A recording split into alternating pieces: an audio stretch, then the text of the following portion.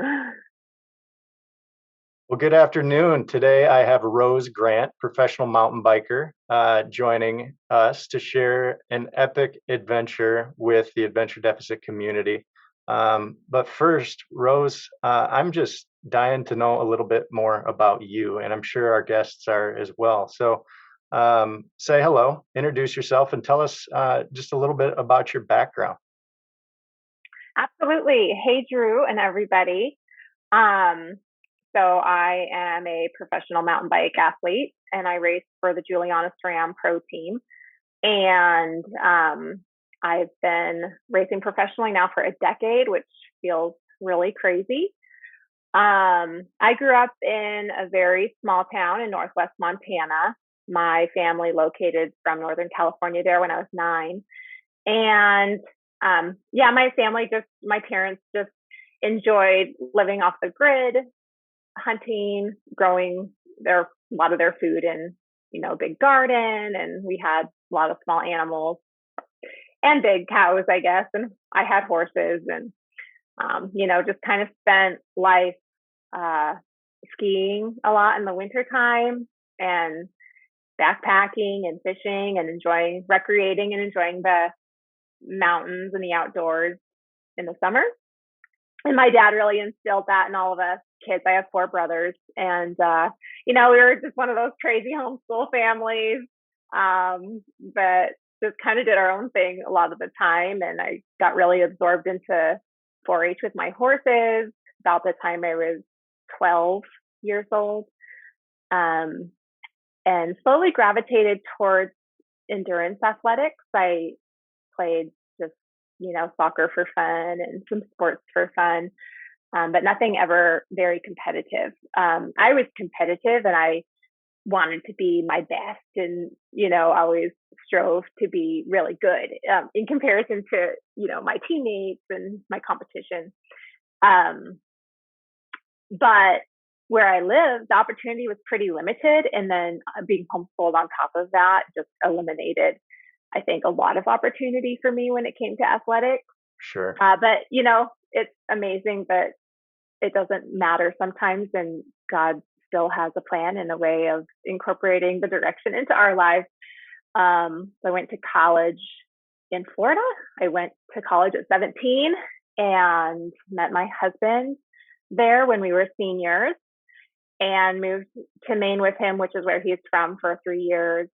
And then we relocated back to Northwest Montana near Whitefish now.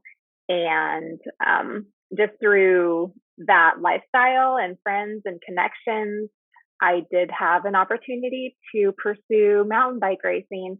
And it was after I was really into running and doing long distance running. And I was constantly just fighting over youth injuries because I had no coach. I didn't really know what I was doing. But I had like a strong competitive drive, and I just go out and pound myself into the ground. I did qualify for Boston and raced the Boston Marathon in 2007. No way. But after that, I just kind of was constantly fighting these tendonitis and nagging injuries that brought me back to a bicycle. And we were living in Northwest Montana then. So there was a pretty strong community for just all those outdoor sports, skiing in the winter, mountain biking in the summer. And I had a local shop team ask me if I would race on their team. And I was the only female and that had ever been a part of the team at that time. And it was 2011, I believe. And so I took it very seriously. And I was about 29, I think. And I said to my husband, I said, man, if I'm going to do this, like, I'm going to really do it. Like, I can't be on this team and not be good. And that opportunity just opened up this whole new world to me that I had no idea ever existed. And I went to nationals as an amateur in both the cross country race discipline as well as the marathon cross country race discipline, which is just longer. And I won both of those. And so I just raced that 1 year as an amateur before I upgraded to pro in 2012. So that's kind of how I found I guess, mountain biking. Fascinating. Pretty late in life for Yeah. um, for professionals to find a professional career, but I've always really said that the Lord really just dropped it in my lap. It's nothing I ever sought out. It just happened. And I, from there, just climbed the ladder, recognized, I think that there was a talent, and more to the whole story than chance. Um, so yeah. That's fascinating. Okay, so your story is not at all like the typical professional athlete of our century, really. I mean, where do you sit in the lineup with your brothers? Are you in the middle of the pack, top of the pack, youngest? Where are you? Second oldest. Second oldest. Okay. Yeah, it was always kind of my older brother and I, and then I like my three younger brothers were all Yeah. kind of grouped into like the younger, and I took on a real motherly role for them. And then I feel like I was always kind of trying to keep up with my older brother. And then my younger brothers, I don't know if they really try to keep up with me or not, but people say, "Oh, you're so tough because you have four brothers." And I say, no, no. They were always trying to keep up with me. There you go. There you go. The But trailblazer. it's a So joke. yeah, but early on, you knew you had an athletic drive. It sounds like that was learned through cross country and maybe some sports that were um, tough to come by in your more agricultural or rural setting and homeschooling background. It was tough to find teams with a whole lot of organization. It sounds like. Yeah, I mean, there was never an opportunity for a future Sure. within those sports. There was nothing set up, and as far as just yeah, lack of opportunity really. Yeah. Um, and I really feel like God did bless me athletically. I think I could have gone on to do a plethora of different things had I, had opportunity. Um, and I don't regret anything. I knew no different, and then the college that I went to was, I'll admit I was raised in a bit of a bubble, really, like not Sure. completely prepared for the real world when I was 17. And I graduated early just because I worked ahead. And so I ended up going to a small Christian Baptist college in Florida called Pensacola Christian College. They have a book publishing company that has a homeschool program, and that's the curriculum that I use. So I was kind of pretty familiar with it, but it was very legalistic and like really not how my faith is today. But it was a safe environment for me since Yeah. I wasn't really prepared for the real world. So Yeah, that's another piece I wanted to jump into. You have earmarked on several different occasions your faith in God. Talk to me a little bit about your faith and the role that plays in your career and in your upbringing. yeah, I mean, I did grow up in a faith-based home, and always knew like what I was supposed to do. But I think eventually everyone has to kind of define that for themselves and what they actually believe and what's real for them. And so, and I know for most of us, a lot of that experience comes through the valleys in life, the hard Yeah, times in life when we're struggling, when yeah, we're hurting, when our heart is broken, to really be able to define a real relationship with the God of the universe and what that actually means. And so, that's been incredible, incredible experience, but, a very real one as well. And so, to have a faith beyond what we see here, in front of us visually gives me a ton of empowerment and hope. And, this life is incredibly fleeting. And so, if this is all we have, like that really sucks. And so, just to keep my eyes focused on heaven because things are just hard. Life is really hard. And so, if this is all we have, like that's really sad. So having a hope, I think, is been very empowering for me as an individual and as a person, and just knowing like I can surrender. I don't have to have control over my races, over my training. I do the part that I'm responsible for and the part that I have control over. And then there's this huge element of surrender where, like, I've done my part, Lord, and now it's your turn to show up, and He is faithful. And so that's where I am today. It's just focused on, it's not legalism. It's really simply, like, it's incredibly simple. It's just experiencing the love of our Heavenly Father, knowing He's faithful, and that He doesn't expect me to be perfect. Like, that's why we need the Lord, is because we're all damaged and dirty, and we need a savior. So Wow. That's fascinating. That encourages me in so many ways. I just saw a 3-minute clip on an Alistair Begg uh, sermon from years back, and they took a 3 or 4 minute snip out of a 40-minute sermon, and they centered in on the piece where he said the gospel is pretty simple, really.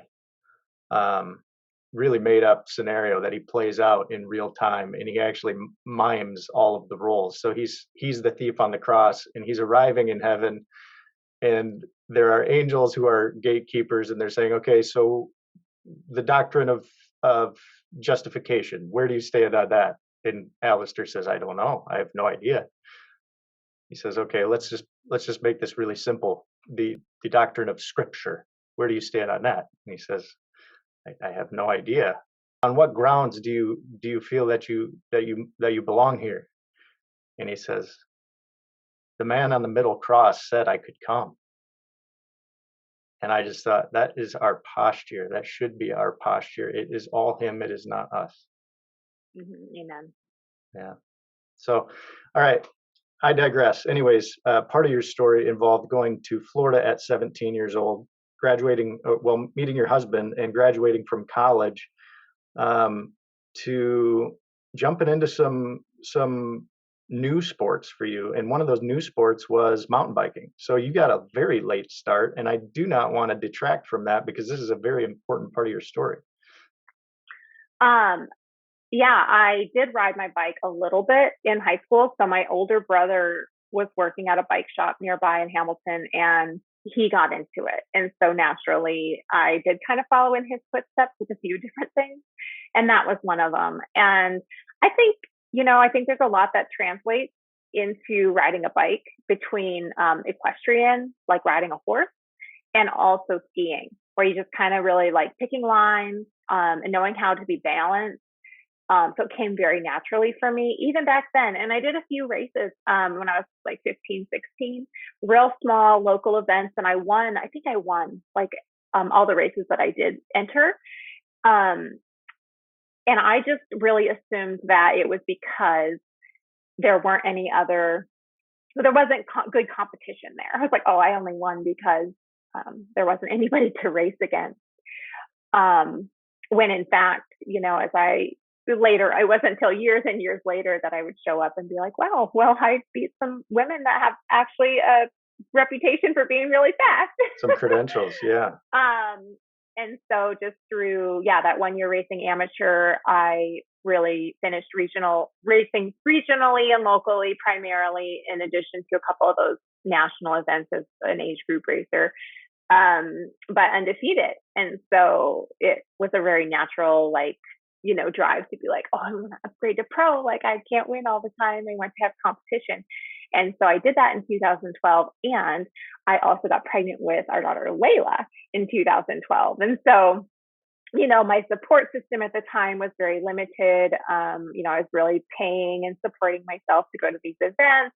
I was still on the shop team, the Sportsman Ski House, but with very limited resources, maybe discounts and maybe a little bit of help to get to the events.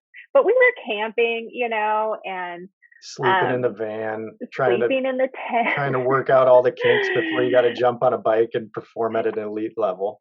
Yeah, so I think I did 2 or 3 races as a pro prior to finding out that I was pregnant, or I guess I had found out in race nationals, and then I was like, okay, I should probably just race locally, not really travel to these events anymore until I have Layla, and she was born the next year in March, so 2013. And, I was just really so excited to get back on the bike and really start training and so driven. And this is where ignorance is bliss in this part of my story. Cause when I look back at what I did, I just think, oh my word, Rose, you were crazy.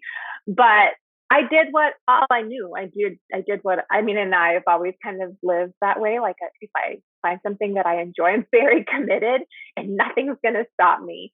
And, that's really what it took to, function in that space and find success in that space. And I think that, even amidst sleeping in a tent, nursing a newborn that first year, and I didn't do very many races on a national level. Layla had to be with me for all of them, of course. And so then, either my husband or my mother, my mom or my in-laws, somebody else also had to be there. And so I only did a few of the events, but through the events that I did, I feel like, man, I finished sixth or, whatever, fifth or top 10. And I don't feel like I should have finished that good. But the Lord really did bless. He has, and he's continued to bless my results through just the course of like everything. And I think, you have to have results in order to grow as an athlete and to grow support as an athlete. And so that was a real key part to me finding a strong team. In, I think, 2015, I, kind of just continued to bump up in teams as far as the level of support and what I was receiving. And in 2015, I got on a pro team, a women's pro team, and got a little race budget. I got a bike for free to race and some equipment. And then from there in 2016, I joined the Stance Pivot Pro team, which was me and Chloe Woodruff at the time, who is a Olympian now and has had a very successful career. And that was huge for me. It really validated, I think, potential. And also, I've always felt a little undeserving, like, really, why me?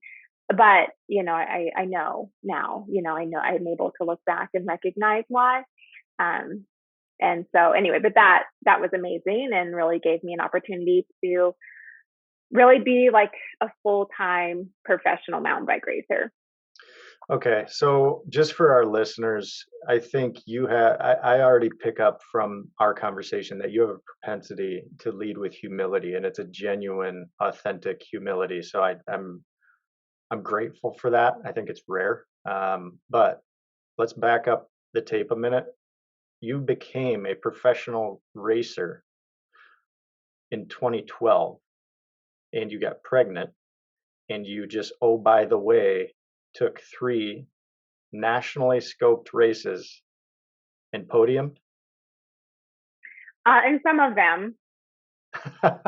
I don't think people or top 10. Nobody realizes how tight the competition is. Like this is a big deal to train every day from age 7 until 28 and podium Correct. at all or place at all. But you did it getting a start at 28 and placing while pregnant. Correct. You are an athletic anomaly. Some people our family, me and my brothers, we tend to carry a bit of a reputation. Like they're all, just very stacked, handsome guys. And they're just like, geez, your genes are something crazy. So we do carry a bit of a reputation, more comical than anything, but there's a bit of truth to it too. Okay, so very cool. And then, and you were doing this on a shoestring budget. And by the time 15 rolled around, then you started getting some factory help and you got put on what team did you just mention? The pivot team? It was Yeah, I was racing for sand snow tubes, and pivot in 2016. That was kind of the big jump for a big, well recognized team. Sure. And at this point, you had a 3-year-old. I did, yeah, Yeah. Cool. yeah. Talk to us, catch us up from 2016 to present, Rose. I guess that is going to incorporate a whole lot of details, but grab some of the big ones and kind of get us up to where you're at. Yeah, I'll just do kind of a brief um, overview of everything. Yeah, if you would, Um, that'd be awesome. yeah, in 2016, I did have um, a strong year. I feel like I've always performed very consistently throughout my career. But I tore my ACL in that August of 2016 at a World Cup in Mount Saint Anne, Quebec, during training. So I sat that race out and ended my season early to have surgery, and I rehabbed over that winter. Came back in 2017, probably stronger than I'd ever been. Just came real strong into 2017, was performing very well, and took a fall and dislocated my left shoulder. And I struggled with that shoulder with a few additional dislocations throughout the season. And I went to world championships towards the end of the season. And I remember just really even riding the course, having it come out of socket with like a jolt or landing a jump or, you know, just very unstable and unsound and kind of thinking, I don't belong here. Like, I can't do this. And so I was able to finish the season with just sitting out maybe a race or two, but I rehabbed really strong over that winter, thinking, I really want to avoid shoulder surgery at all costs. Yeah. And that was a really challenging season as well, like between 17 and 18, just with my husband and I going through some challenges. And so it was hard, but in April of 2018, I went to Pan American Championships in Colombia, South America. And that was a really tough course. So cross country racing is a lot of single track. There's sometimes some double track, but they incorporate, especially in the cross country Olympic discipline, a lot of features. So jumps and, just rock gardens and hard technical stuff. And I had problems with my shoulder right away in practice. And then in the race, I slid out a little on a gravel corner and I put my foot down really quick. And when I did that, I didn't know at the time what happened, but I found out later that I broke my fibula. So I went on to complete the race on a broken fibula, and it was the most painful, most excruciating thing I've ever been through, because simultaneously, my shoulder was not staying in socket, and it was just this incredibly challenging and exhausting battle. So I went. Was this home. On the same leg as your MCL? Yeah, it was right so you had leg. a busted fib, ACL, or ACL, excuse me. So yeah, and fibula, yeah, and both on the same leg within 2 years or less than 2 years. So I went home, had to have surgery to repair or plate the bone in my fibula. Did you finish that race? I did. I finished in 13th or something. So I beat a few people, but it was not pretty. I got to the point where some of the climbs were so slippery that I was having to walk them. And I got to the point where I was unable to unclip from my pedal because my ankle wasn't able to support the motion, which is a twisting motion where you unclip from your pedal. And so I was falling over with my bike on me. It was just a really pathetic you couldn't experience, get out. Where I was just struggling so badly. And I think I may have gotten pulled early. So it was a lapped race. And if you're in jeopardy of getting lapped, you get pulled. And I can't remember if I got pulled a lap early or not, but I think I actually went on to finish all 5 laps and I didn't get pulled. And I was oh, and I was just praying I'd get pulled.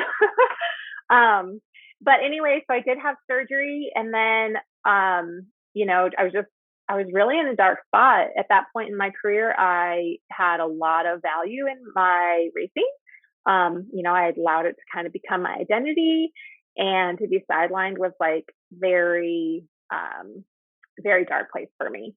And and then in addition to that, just going through a lot of like self growth through like this challenging time in my marriage. And so rather than going back to racing after like the 8 weeks or whatever, I opted to have my shoulder repaired as well. And so I was like, I'm gonna wait until I'm complete. Like I need more time to heal.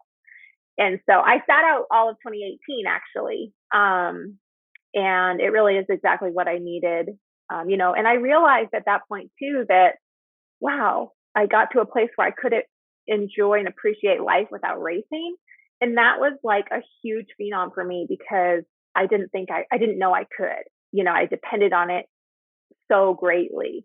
Whether that be just the recognition, or the highs from racing alone, or what. And I think, it was really good for me because it helped me to, with my perspective of like, where does your value really lie?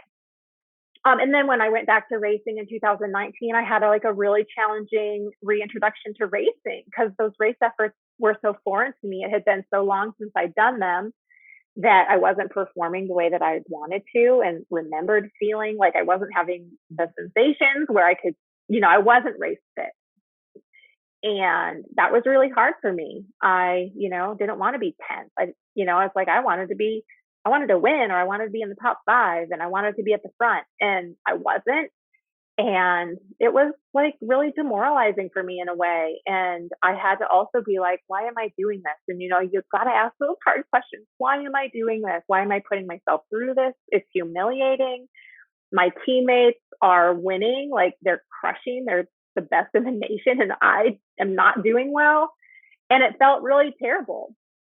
But I knew I had to show up every day. It was my responsibility. I was there because God put me there, and it was my responsibility to do the work. So I train, I'd go to the races, I'd cry after all my races. And in June of that year, I just remember asking the Lord before a big race, like, just make it undeniable, like that you are like just your presence, and be known like undeniably today with whatever happens. And I said to him, like, whether I win or I don't even finish because I had to save a life, or something, but make it real. And I ended up winning that day. And it was like, and sometimes it's easy to not give yourself credit when you win, somebody else has a bad day, or there's not a lot of competition at that event. But this one was a stacked one.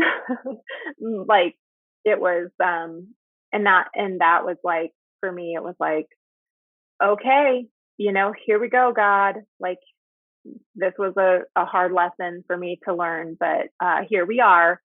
And I think over and over also, people have labeled me as the comeback queen. Oh, Rose is the comeback queen, and just that tendency to make it look easy without really seeing how challenging the struggle actually realistically is. And, people were super excited, and, oh, Rose, you just come back stronger every time. And I just think that the Lord has allowed my platform to grow through those struggles. And so, I'm just his vessel. Like, that's just what I pray, Lord. I'm just your tool, like, I'm going to show up. I'm going to do the hard things. And please use it, So anyway, that was kind of I'll never forget that race. And I think there was a defining moment for me, where things really changed after that, in just my whole perspective. And so then I guess, so that was 2019. Yeah, and then 2020 was COVID, right? So sat out of COVID, and then yeah, and then going back, I guess after I won that event, I had a really really great rest of that season. Just Yeah. great results. So I won the Leadville Trail 100. I won Marathon Nationals, and it did really well in a few other races. I went to Israel and raced a stage race with one of my good friends. And that was amazing. So that was great. And then 2020 was COVID. yeah. And so we didn't race at all again. And then 2021, the Lord just blessed me. 2021 last year, just was in a solid place in my heart and my relationship with God. I feel like through the ups and downs and the struggles, I just have reached a place where my result doesn't affect me. I can have a bad day and it doesn't bother me the way that it has. It's like, man, I have nothing to prove, Lord, you allow today to be whatever you want. Like I am Rose Grant, like no matter, and I'm Layla's mom and I'm Nelson's wife, no matter if if I have a bad day or I don't, but I'm just happy to go home healthy, uninjured. And so really have been able to, it's maturity too, but Sure. reach Yeah. a really healthy place. And and I just couldn't have asked for a better year as far as results goes, and just smoothness and just being in a really solid place in my life. And I think God just protected me, and so, and then over the winter I went through some other challenges. So it's like, it's life is just a tilt-a-whirl. And, when you're in the smooth seasons, it's just like, I don't I don't want to anticipate that happening, but life does fluctuate, and I know good seasons don't last forever, and so I appreciate them. I'm going to savor them, and I'm going to try to prepare myself to be strong when things shift. Yeah. Um, and so that's kind of been my approach coming into this year. And we're working through some challenges just in my personal life, and it's okay. Growth is it hurts. It hurts to be stretched, and I use the analogy of um like new wine. Like it takes some crushing sometimes to be transformed into something better. And so, I just embrace it. Wow. So many things come to mind. What a sensational perspective that you have. So in the 2016 race, finishing on the verge of tears, nothing's working. You can't get out of your pedals. You can't. I mean, you can't foresee the future that you thought was pretty much booked, and it seems like your world came crushing down on you. You said some things about identity that I want to circle back to. I think you had alluded to the fact that you grabbed hold of an identity that was um, enshrined in cycling. Um, then you got sidelined, and it was a dark space. Shoulder surgery, fibula surgery, rehab, going through probably grueling regimens of physical rehab, trying to get dexterity and feeling back into those places. Um, Talk to me a little bit about the shift that took place between that race in 2016 um, and the dark space in 2017 when you went into the winter and got some rehab or got some surgery done, and then breaking free from that. Talk to us about that. Yeah, I think, when you're really into something, it's easy to form a tunnel vision, really, where you're so focused on this one thing that you're doing, and you lose sight of so many other things that are so much more valuable and important in life. Um, and I witness it, I do, and it's okay for athletes to be super hyper focused. In a lot of senses, you have to have that in order to be at the top. I have always had a family to come home to after my events if they're not with me, where my life is very normal. I have parental responsibilities. I have a house to maintain. I have grocery shopping to do, and I enjoy all of those things.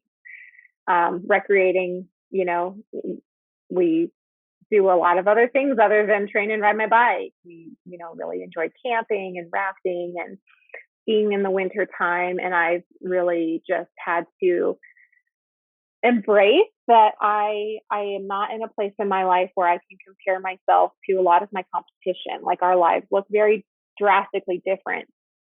However, I do think there is a great benefit. There has been a great benefit of that to me over the years in staying more grounded and maintaining a more diverse perspective of, life. But I think in those more beginning years when I was really developing this new identity of who, a lot of people were recognizing me as, I really embraced that. I really embraced being the Rose Grant who was an up and coming, fast mountain biker and be on the lookout for her. And then I always had something to prove, like, yeah, I'm gonna, show that, kind of trying to earn my value based on those race results. And, and then being sidelined and feeling like I wasn't able to prove anything really changed that, I felt like a little worthless or forgotten. And that's human nature too. It's like, it's not anyone's fault, but when you're not front and center, you're quickly forgotten. And so you don't want to base your value in how other people see you. And it's not their fault and it's not your fault. It's just the way we're designed. And so to have your value based in something greater, like who are you in the eyes of our Heavenly Father? Like you're loved no matter what.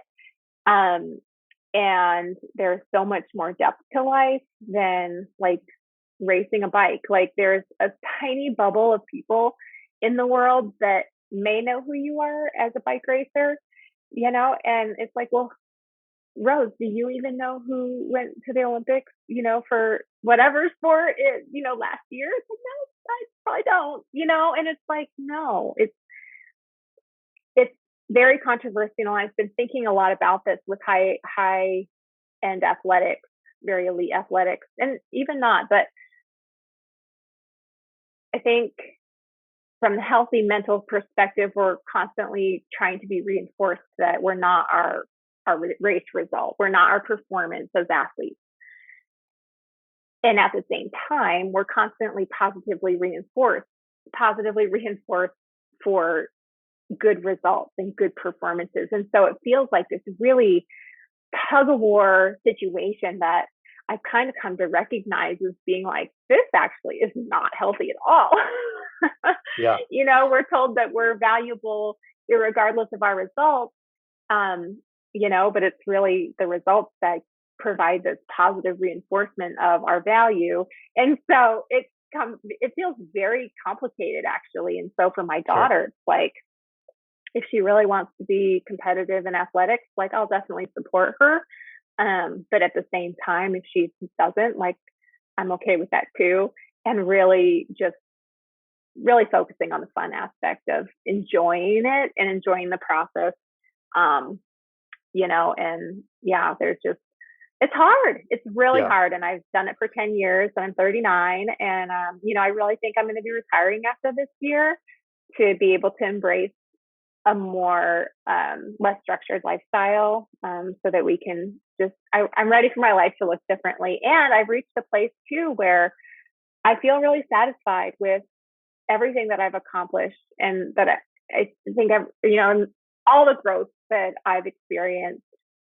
And I think too that, I think like all the learning that I've done and just the realization of you're not your race results. You're fulfilled outside of your hat as an athlete. You have fulfillment where you don't need that to be fulfilled. And so, I feel grateful that I'm in this space. And I feel like there's nothing that this year will provide me in racing, good or bad, that changes Rose Grant as, an athlete or as a regular person.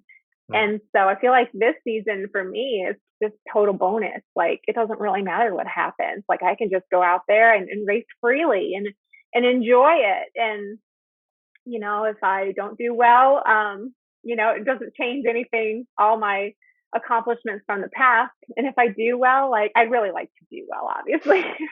I'd really like to finish on top. Yeah. But, it just doesn't hold the same weight, I think, that it No, once did.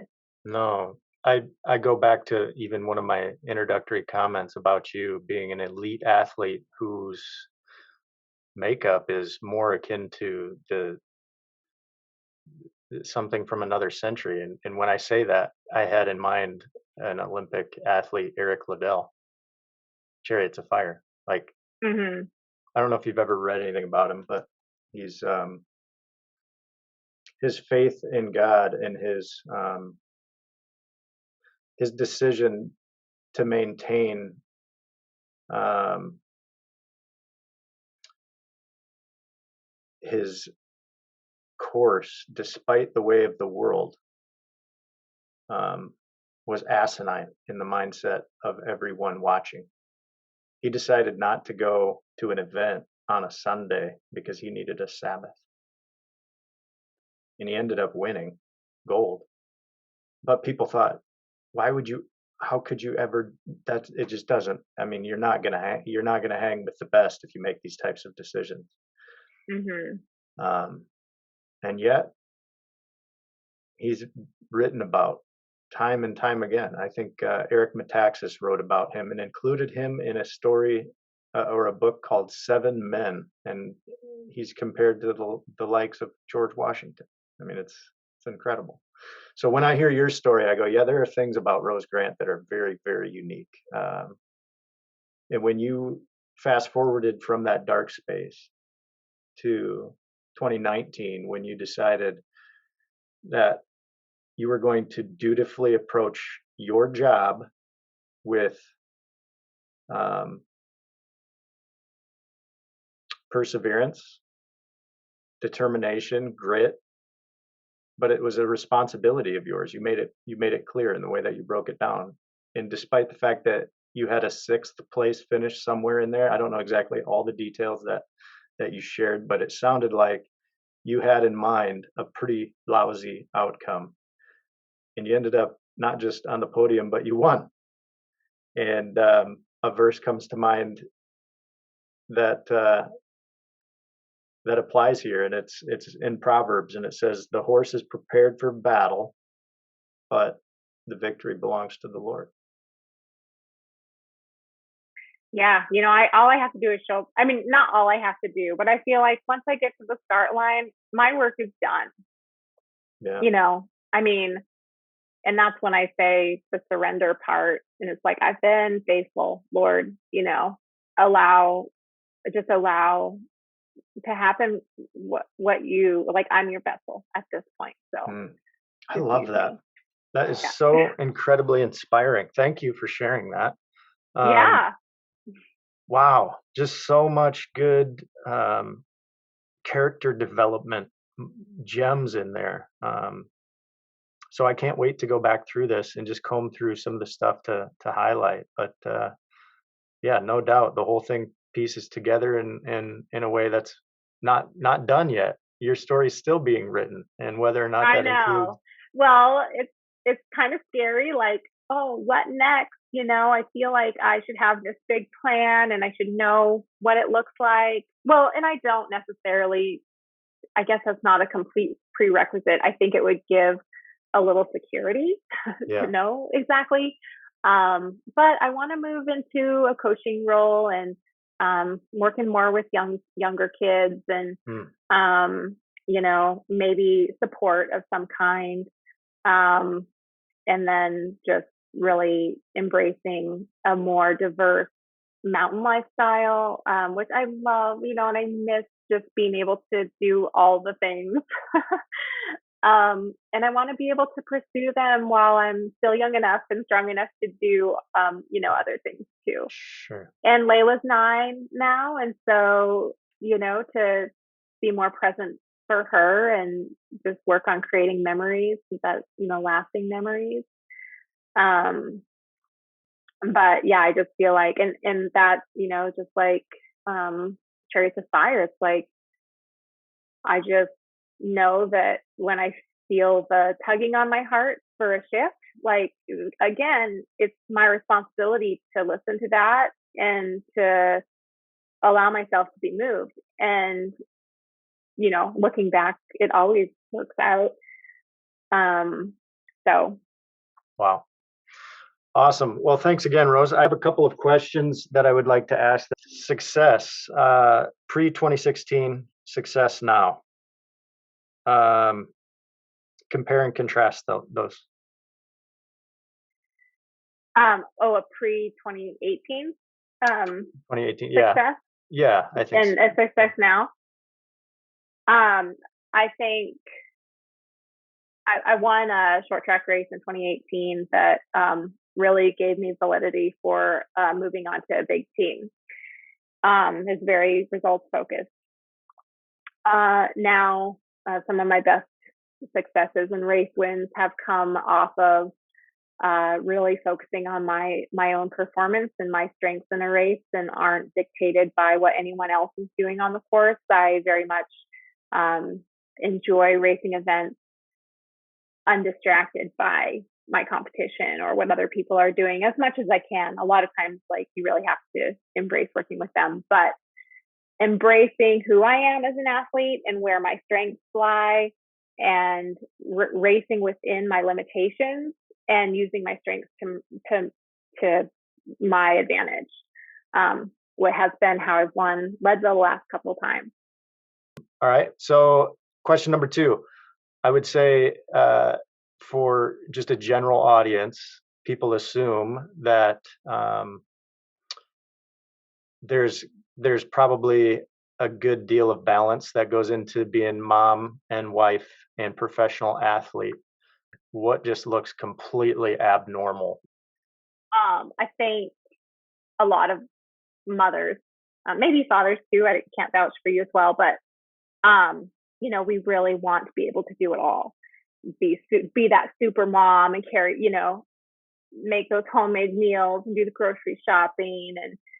And I heard something on a podcast recently where a female was being interviewed, and she said, "You can do it all. You might just not be able to do it all at the same time." And I think it's taken a long time for me to recognize there's a price to pay. There's always a price to pay when you're trying to do it all. And so accepting that help, allowing yourself to do takeout or asking for help, or just like communicating, "Hey, hon, I'm not going to be able to make dinner tonight." And I don't like that, but it's just a piece of reality that, like, we're not meant to do it all either. And so I don't know if that helps, but that was definitely a piece of a line that has resonated with me a lot. And I think too, just with stepping away from racing, I'm just ready to embrace that too. Like, you can do it all. You just might not be able to do it all at the same time. That's a sound bite. What's your favorite verse? Isaiah 58:11. I actually have it tattooed on my left shoulder, which is the shoulder that I had repaired. The Lord will guide you continually. He will satisfy your soul in drought and strengthen your bones. You shall be as a watered garden, like a stream of water whose waters never fail. Rose, I've had such a good time in this interview. It's been a delight getting to know you a little bit. Thank you so much for Thanks for sharing. chatting. Yeah, it's been You're welcome. it's been cool. So, anything that you want to add or leave in a closing remark? I'm gonna leave that for you, and then we'll close out. Well, thank you. I don't really have anything. I just think life is a journey, and a lot of our expectations just get changed drastically after the last second. So to just maintain fluidity and, um, I think, yeah, having faith in something greater beyond yourself is really important. And yeah, thanks for chatting. I know I've shared a lot. So Awesome. We wish you all the best in the upcoming season and can't wait to see where you go next. thank you, Drew. Have a good day.